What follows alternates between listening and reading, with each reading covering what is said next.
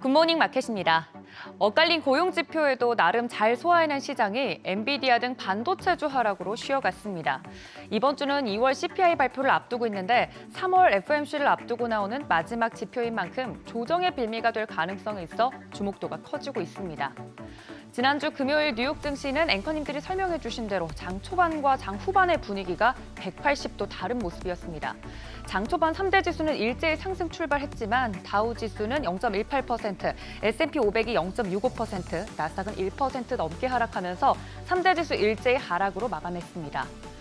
우선 지난주 기다리던 2월 고용 보고서는 엇갈린 결과가 나왔습니다. 고용은 늘었지만 1월 수치가 큰 폭으로 하향 조정되고 실업률은 예상치를 웃돌면서 해석에 어려움이 있었는데요. 2월 비농업 고용은 27만 5천 명 늘었습니다. 다우존스 컨센보다도 훨씬 더 웃도는 수치가 나왔고요. 1월 고용의 경우 다우존스 지수 같은 경우 지난 1년간 월 평균 증가수 23만 명을 웃도는 수치가 나왔습니다.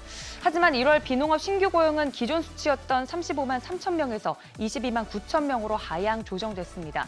괴물급 고용이라고 평가됐던 1월 수치보다 크게 둔화한 겁니다.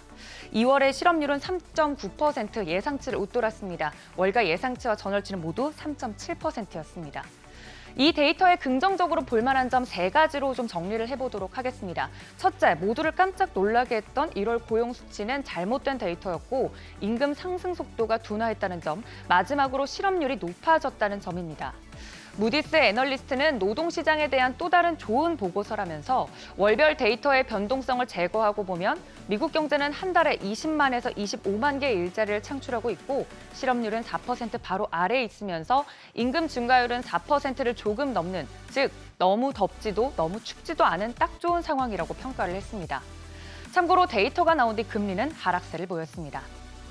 연준 내에서 매파로 분류되는 제임스 블러드 전 세인트루이스 연은 총재는 보고서 발표 이후 실업률을 근거로 연준의 금리 인하 가능성이 커졌다고 진단하기도 했는데요. 금리 선물 시장에서 반영된 연준의 첫 금리 인하 시기는 여전히 6월이 유력한 모습입니다. 금리 인하 기대는 이처럼 문제가 없었는데 시장이 하락으로 돌아서기 시작한 시점은 엔비디아 주가가 하락하면서부터입니다. 엔비디아는 장 초반만 해도 약 5% 오르면서 주당 974달러까지 급등을 했습니다.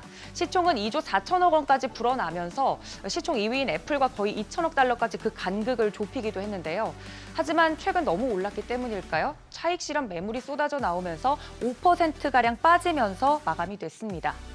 지난해 5월 이후 최대 하락률을 기록했고 하루 사이 주가가 상하방 10% 이상 범위에서 롤러코스터를 탄 건데 전문가들의 의견을 종합하면 엔비디아 투자는 마치 갬블링 탑처럼 $1,000 선을 두고 치열한 눈치 싸움을 벌이다가 그 직전부터 차익 실현 매물이 쏟아지자 너도 나도 탈출 행렬에 동참한 결과로 풀이가 됩니다.